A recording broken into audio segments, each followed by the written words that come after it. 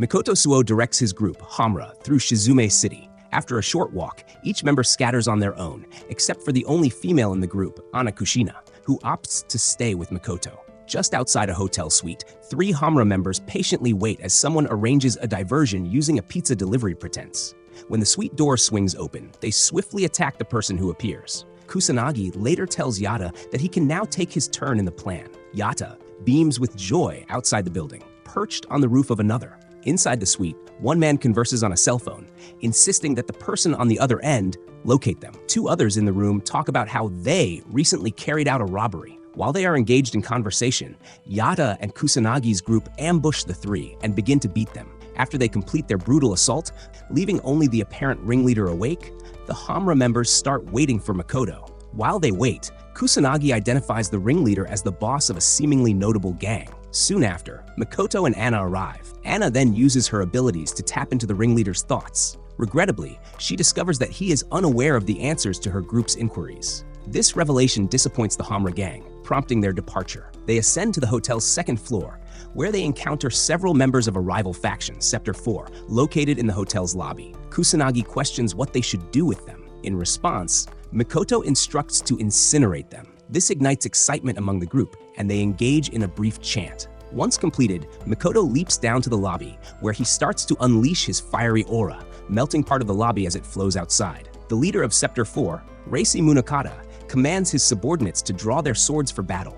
The other Hamra members jump down to join Mikoto. Hamra and Sector 4 begin their clash, as Sword of Damocles hovers above the building, signaling the commencement of a confrontation between 2 kings. Meanwhile, in the city, students from Ashinaka High School make their way to their campus. With a school festival approaching soon, all students are engaged in preparations for the celebration. During the lunch break, Yashiro Isana forgets to bring his food, so he starts to request his classmates to share theirs with him. While some of them are initially hesitant, eventually everyone starts giving him portions of their food. A female classmate named Kukuri watches Yashiro from a distance, contemplating whether he has any friends. She notices that he's not consuming enough vegetables along with his lunch and chooses to share some of hers with him. However, Yashiro decides to walk around the school in search of more people who might share their food with him. In her effort to find him, Kukuri runs across the campus, but she fails to catch up with the male student. Her friend assumes that she has romantic feelings for him, but Kukuri denies it.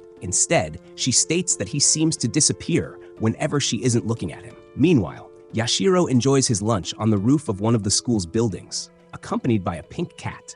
As he heads back to class, Yashiro notices that everyone is getting ready for the upcoming festival. Kukuri announces that the school council requires someone to run errands, and it is ultimately decided that Yashiro will take on this task. She writes a list of items for him to buy in town, noting it on paper instead of entering the information into his PDA, which he appears to have misplaced. Yashiro then leaves the campus to gather the items. While in the city, Yashiro is spotted by a member of Hamra, who then informs the other members about the sighting. Several members set out in pursuit of the teenager. After he buys the items for the school, Yashiro is ambushed by Yata outside the store. Upon realizing the unknown trouble he is in, Yashiro runs away for safety. Yata, along with Kamamoto and Shohei, eventually chases Yashiro through the city until they trap him in an alley with Kusanagi. Kusanagi seizes the opportunity by attacking Yashiro with multiple fireballs conjured from sparks in his cigarette.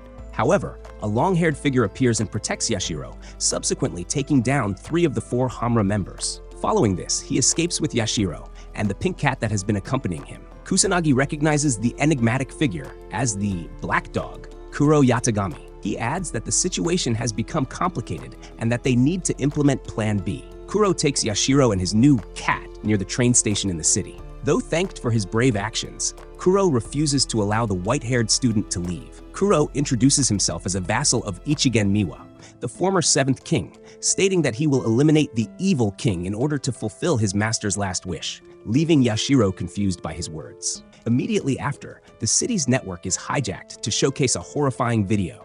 A young man named Tatara Tatsuka, who was filming night scenery with a camera, is shot by an individual who coincidentally resembles Yashiro. Several individuals from Sector 4 attempt to uncover the motives behind the network hijacking. At the same time, Yata, Kamamoto, and Shohei return to their clan's headquarters. Munakata faces an incarcerated Makoto, accusing him of being the one accountable for the live broadcast of the video throughout Shizume City. Likewise, Kuro directs his sword toward Yashiro and inquires if he is the same individual as the shooter in the video. Apprehensive Yashiro thinks it is accurate. In the video being shared throughout Shizume City, Kuro charges that Yashiro Isana is the evil king and announces that he will end his life under the command of Ichigen Miwa. With the pink cat by his side, Yashiro starts running anxiously toward the closest exit. But Yashiro is captured by Kuro's aura and hung in midair. Yashiro questions Kuro's commitment to assassinating him. After claiming his innocence, he questions if Kuro's master instructed him to murder someone without remorse.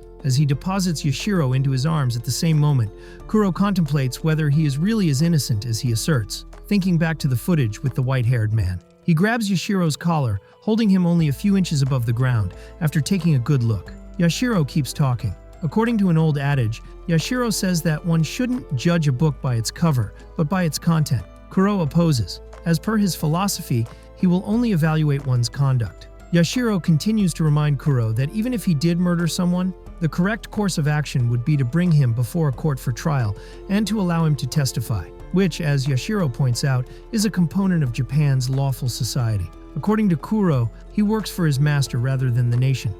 Yashiro appears to have lost all hope and tells Kuro that he is now free to do as he pleases. Yashiro is then eliminated by Kuro.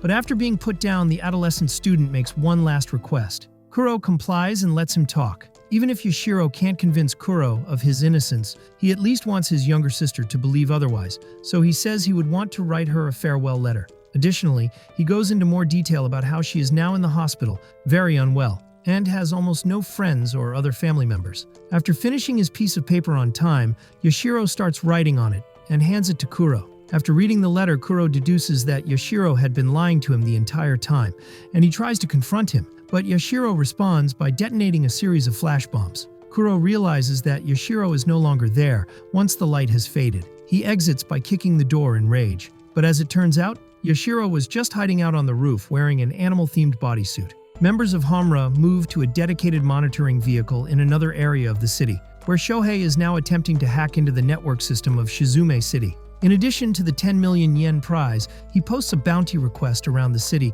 that provides more information on the evil king. People start calling the group about the request soon after. From outside the van, Kusanagi asks Anna for additional information about Yashiro's whereabouts. She affirms his presence. Kusanagi next sends out phone call notifications to the other members of Homura in the neighborhood. Kusanagi advises the group members to be wary of the Black Dog as they each submit their individual reports to him, and he also hopes that they won't mess up the mission. Unaware of what is going on, Yashiro continues to stroll around the city in the bodysuit disguise as the populace starts to get worked up about the riches. He notices Kuro close to a street corner and immediately flees, throwing the gear off the roof. Misaki Yada then assaults Kuro while questioning him about Yashiro's whereabouts. Just before Yada and Kuro start fighting, Yashiro reveals himself regardless. Use Yada skateboards to go along the street and reach Kuro, who uses his aura to attack. Using his capacity to break the street apart, Kuro causes the fall of Yata and its surroundings, following a failed attack there.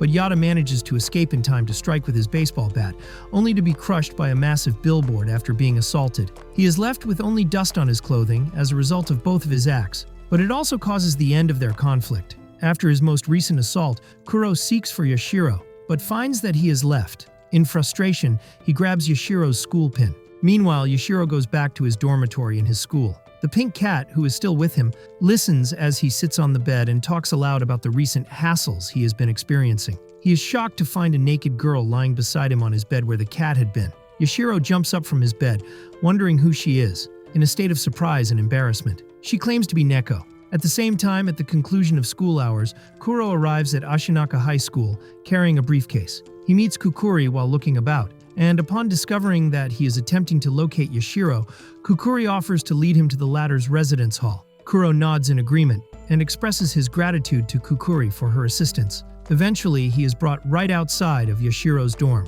When Kuro sees him, he throws his briefcase and uses his aura to pull himself to the room, where he tries to kill him by drawing his sword. But Neko intervenes and whisks Yashiro away with her, but all she wants is to play tag with him. Kuro starts following them around campus, but every time he gets close to Yashiro, Neko uses her illusions to divert his attention. He questions whether she works for him following the initial effort. He makes more attempts to get around the illusions, but in the end, he's still at a loss. He goes on pursuing Yashiro, who in turn chases Nico so that he may convince her to wear his jacket instead of anything else. The chase goes on throughout the remainder of the day and well into the morning. By morning, the three are quite tired and hungry.